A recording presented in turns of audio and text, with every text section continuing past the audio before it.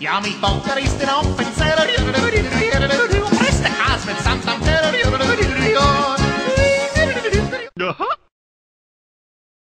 Salut les loulous, c'est Nono. Bienvenue dans les astuces de Nono consacrées aux différences qu'il peut y avoir entre les guitares 6, 7 et 8 cordes. Ce matin, je me suis réveillé, j'étais en train de faire tout plein de choses passionnantes. Merde!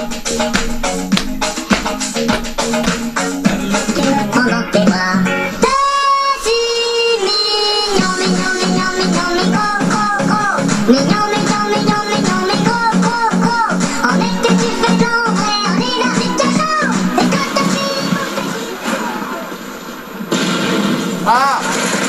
Tiens! Yes!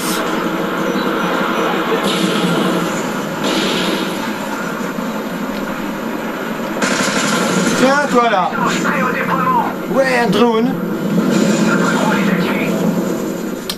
Quand je me suis dit, pourquoi ne pas faire une petite vidéo où j'explique la différence entre ces guitares qui ont une tessiture différente? Qu'est-ce qu'une tessiture à la guitare? Même une tessiture des autres instruments comme la voice. La tessiture, c'est l'écart entre la note la plus grave et la note la plus haute que l'on peut produire. Donc, mi grave, mi super aigu pour ce qui est de la guitare 6 cordes. Quand il y a une guitare à 7 cordes, cette tessiture est étendue dans les graves, et 8 cordes, c'est donc étendu à mort. Donc, j'ai pris une petite 6 cordes Ibanez bien sympathique, une petite RG série limitée FX 350Z2,3, je sais pas, Pi 314. Les références des DRG de chez Ibanez sont très comiques. Donc voilà, n'empêche que c'est une guitare très sympathique. Bref, je l'ai prise pour vous faire écouter le pitch, déjà, de l'accord de Mi, qui est l'accord le plus grave que l'on peut obtenir sur une guitare 6 cordes. Donc c'est parti.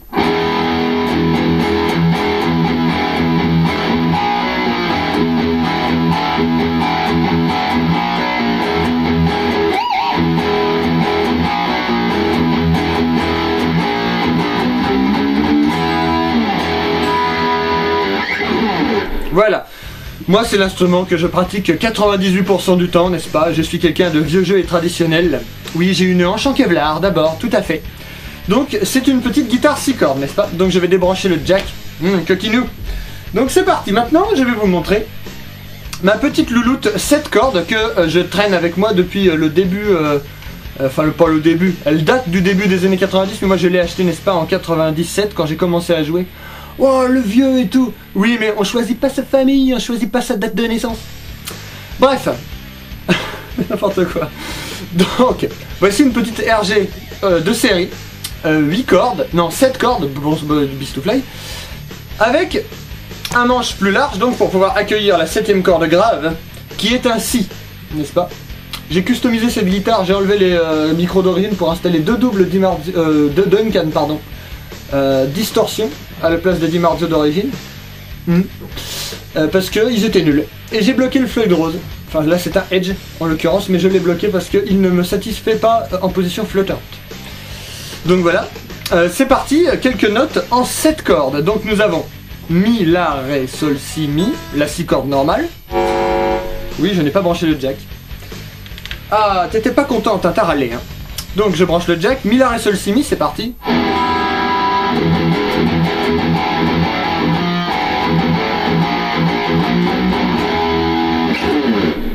Et avec la corde de Si grave en plus, on peut faire des riffs qui font bobo.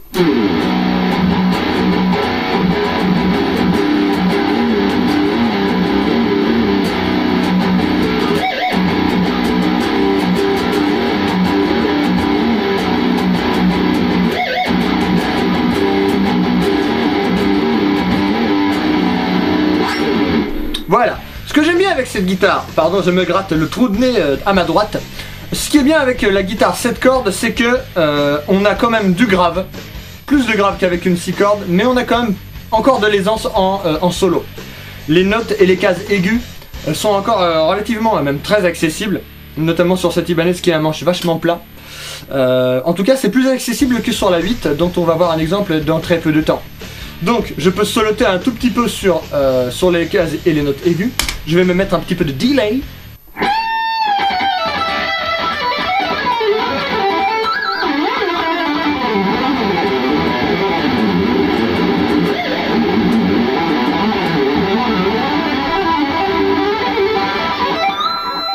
Voilà, on a pas mal de nervosité, n'est-ce pas, en aigu, on peut lâcher les chevaux.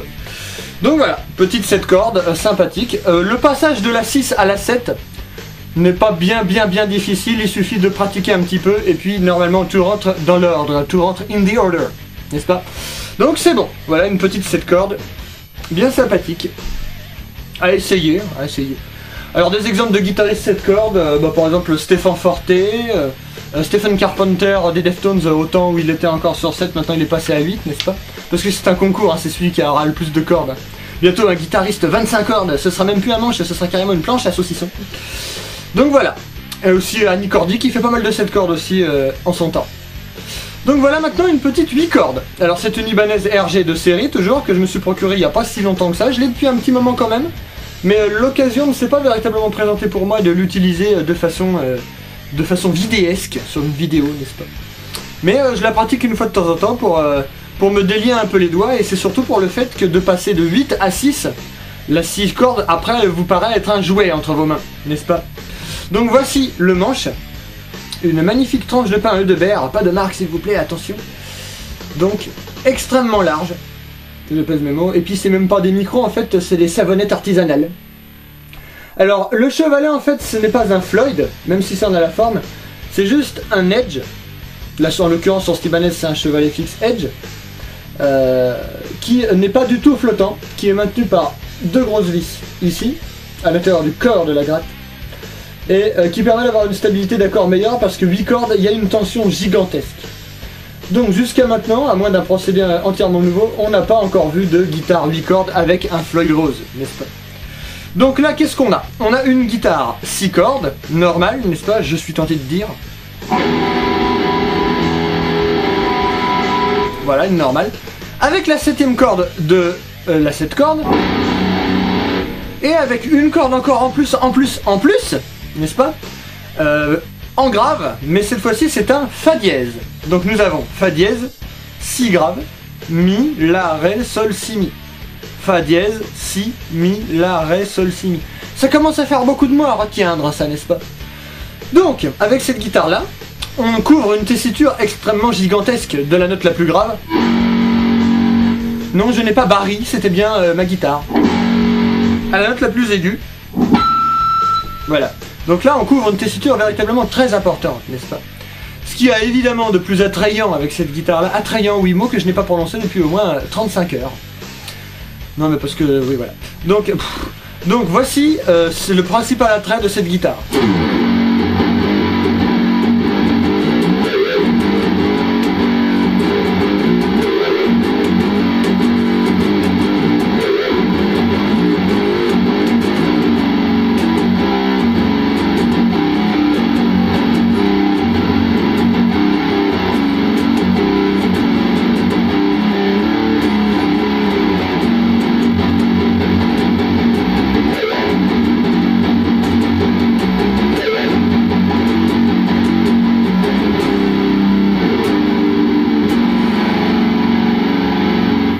Voilà.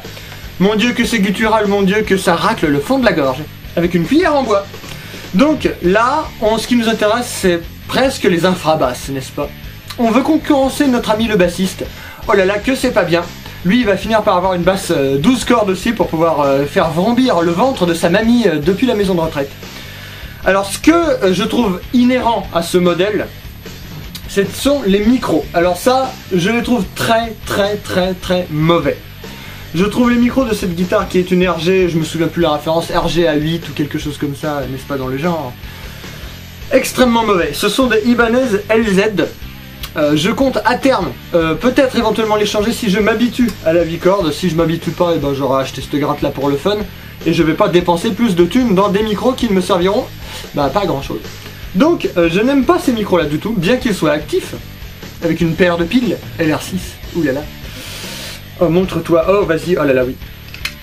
Donc voilà, donc je n'aime pas du tout ces micros, je trouve qu'ils manquent de brillance. Et je les aime pas, tout simplement. Donc je vais vous faire quelques petites notes aiguës pour vous montrer à quel point ils sont mat, n'est-ce pas?